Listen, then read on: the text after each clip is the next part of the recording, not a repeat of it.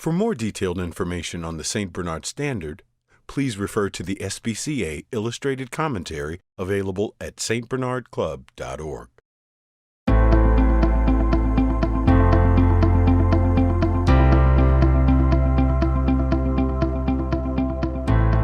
The mention of St. Bernards conjures images of heroic rescue dogs at the monastery and hospice in Switzerland, founded by Bernard de Menthon, an Augustine monk.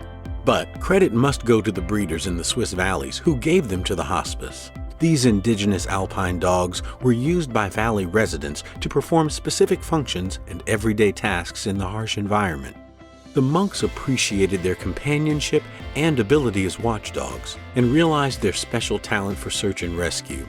Over the next 200 years, the St. Bernard saved the lives of more than 2,000 travelers from the Great St. Bernard Pass in the Swiss Alps. The St. Bernard has a commanding presence. He is proportionately tall and well-balanced, which is important because of their life-saving work. He has heavy bone and is strong and muscular with a powerful head.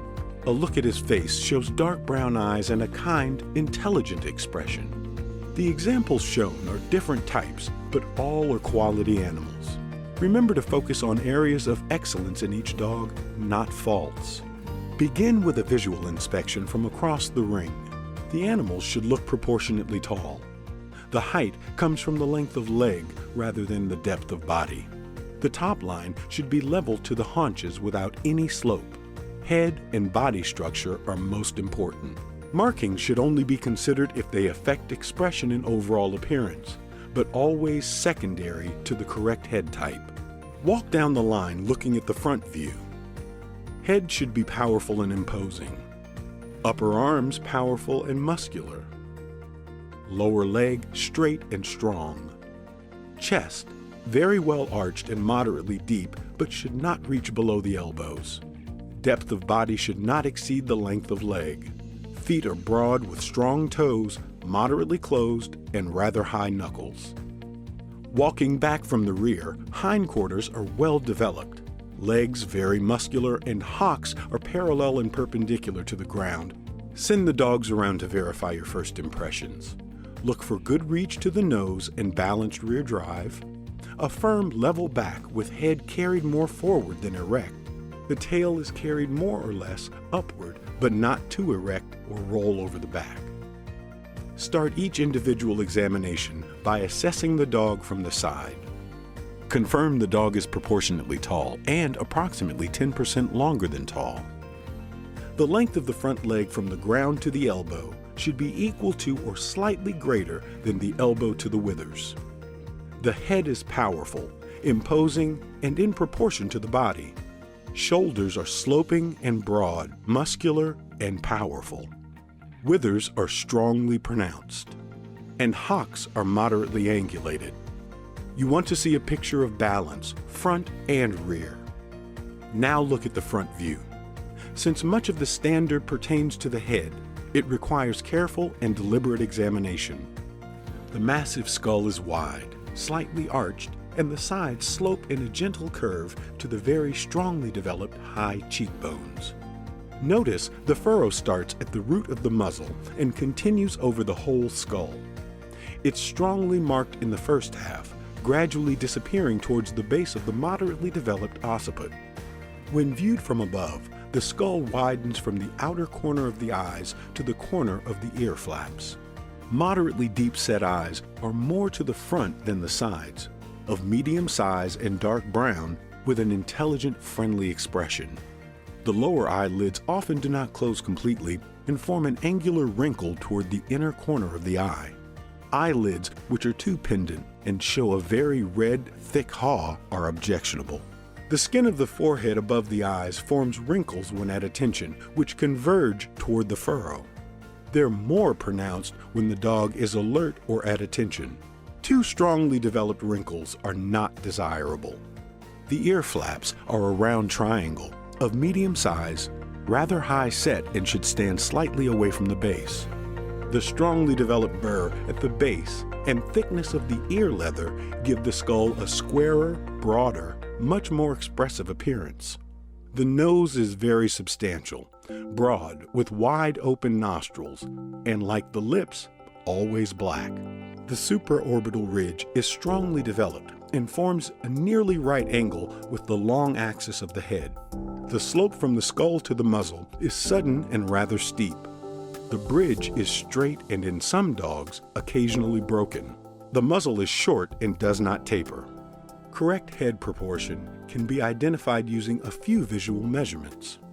The length of the head is approximately twice the length of the muzzle.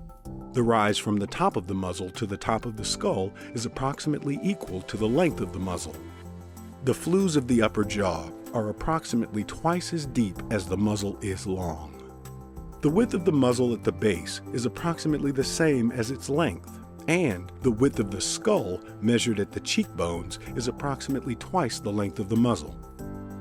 The flews of the upper jaw are strongly developed, turning a beautiful curve into the lower edge and slightly overhanging. The flews of the lower jaw are not deeply pendant. Ask the handler to show the mouth. The teeth should be strong and sound and should meet in a scissor-like or even bite. A slight undershot can be found in otherwise good specimens. The overshot bite is a fault. Now go over the body. The neck is set high, very strong, and generally carried horizontally or slightly downward. When alert or at attention, it's carried erect. The junction between the head and neck is marked by an indentation.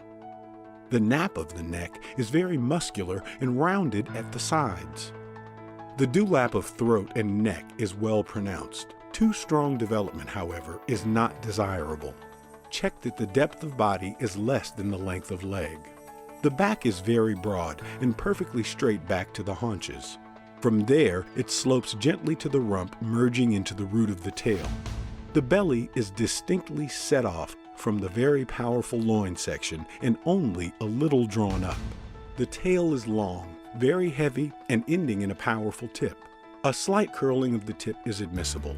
In repose, it hangs straight down, turning up at the lower third and reaching the hock. When moving, the tail is carried more or less upward, but not too erect or roll over the back. The St. Bernard is either short or long-haired. Short-haired dogs have a very dense coat that lays smooth. It's tough without feeling rough to the touch. Thighs are slightly bushy. The tail at the root has longer and denser hair, which becomes shorter toward the tip. The tail appears bushy, not forming a flag.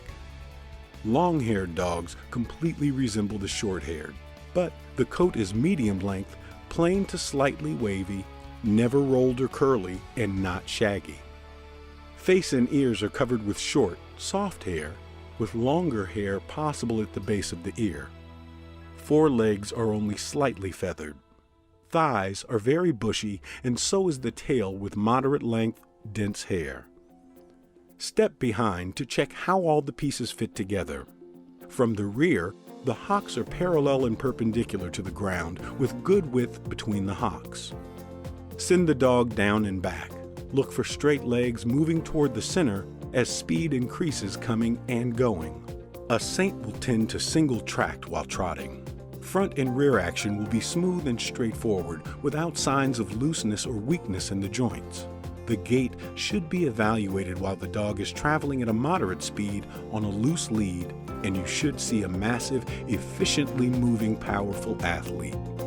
A check of the temperament shows an alert, attentive, friendly-looking dog with a desire to please.